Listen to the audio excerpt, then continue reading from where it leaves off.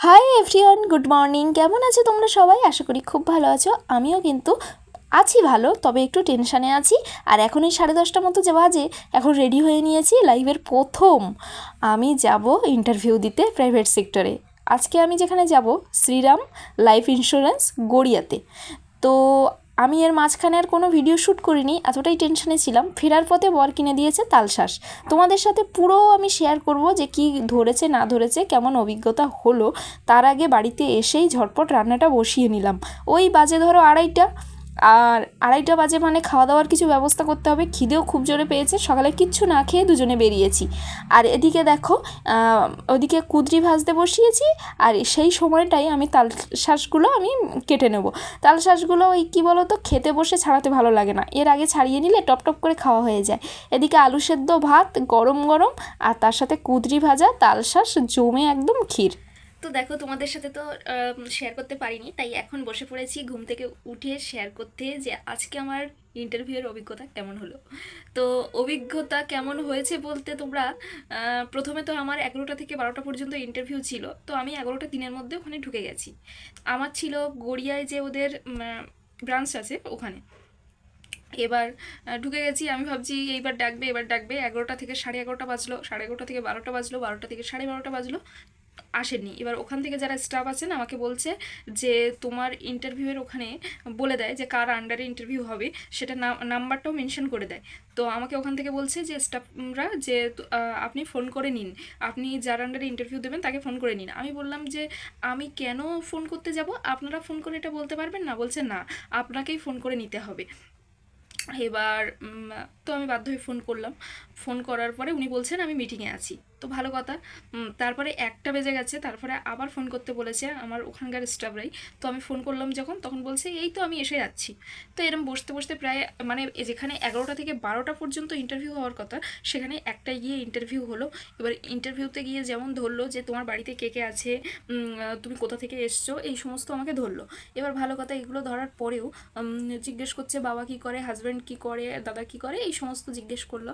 এবার বলছে যে তোমার নিজের সম্পর্কে কিছু বলো, তোমাকে আমরা চাকরিটা কেন দেব এটা বলো। এবার চাকরিটা কেন দেব সেটার একটা উত্তর হয়, আমি এগুলো একটু একটু স্টাডি করেছিলাম যে কেন দেব। তো তখন বলবে যে প্রথমত যে আমার যে কোয়ালিফিকেশান তা আপনাদের যে কোয়ালিফিকেশান দেওয়া আছে তার সাথে ম্যাচ করে খুব সুন্দর করে।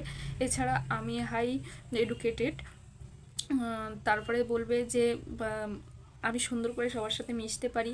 তারপরে এরকম মানে যে ওরিয়েন্টেড জব, সেই ওরিয়েন্টেড কথা এরকমভাবে বলতে হবে।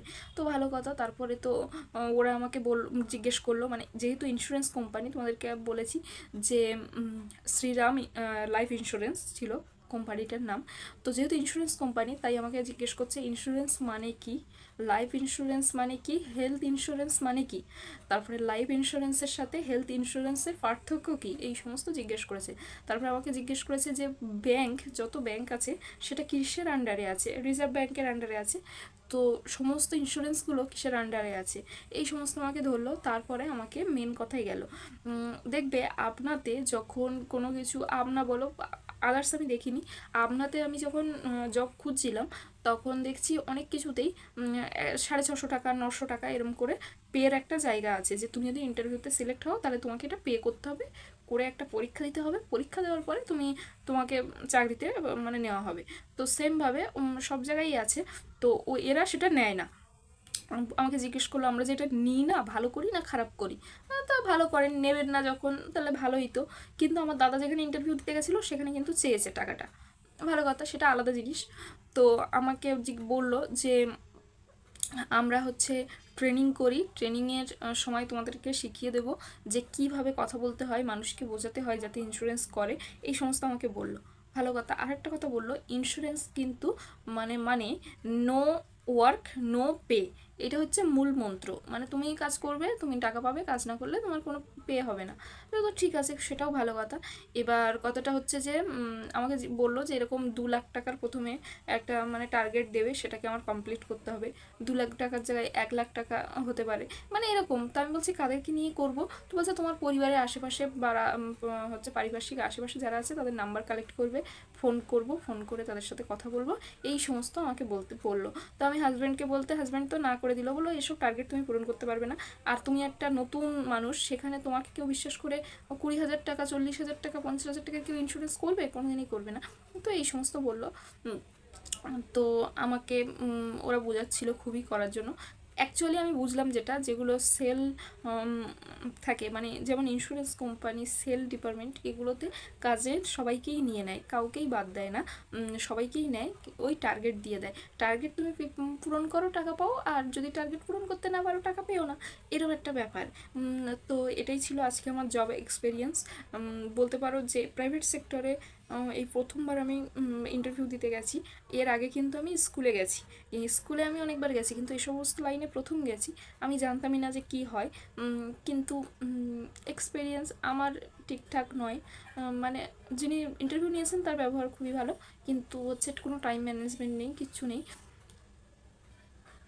এটাই, ওরা টাইম লিখে দিয়েছে, কিন্তু আমি 2-2.5 ঘন্টা গিয়ে বসেছিলাম। তো তোমরা যারা ইন্স্যুরেন্স কোম্পানিতে এরকম করতে যাবে, তোমরা কিন্তু অবশ্যই মানে এই ব্যাপারগুলো বুঝে যাবে, এটাই হচ্ছে কথা, ঠিক আছে? আর আমি আপাতত চাকরিটা করব না, ঠিক করেছি, কারণ আমি ওগুলো করতে পারবো না। টার্গেট আমি কোথা থেকে পূরণ করব? আমার পক্ষে সংসার সামলিয়ে, পড়াশুনো সামলিয়ে, টিউশন করি, সেটা সামলিয়ে টার্গেট পূরণ করা একদমই অসম্ভব ব্যাপার। তো আপাতত ওটা আমি ছেড়ে দিচ্ছি, অন্য কোনো জবের জন্য দেখছি। চলো, সকাল থেকে অনেক বকবক করে নিয়েছি, এবার যাবো একটু মেলায় ঘুরতে। আর এখানে এসে এই ব্যাগগুলো না 50 টাকা করে দাম দেখে আমার একটা নিতে ইচ্ছে হলো, তাই নিয়ে নিলাম।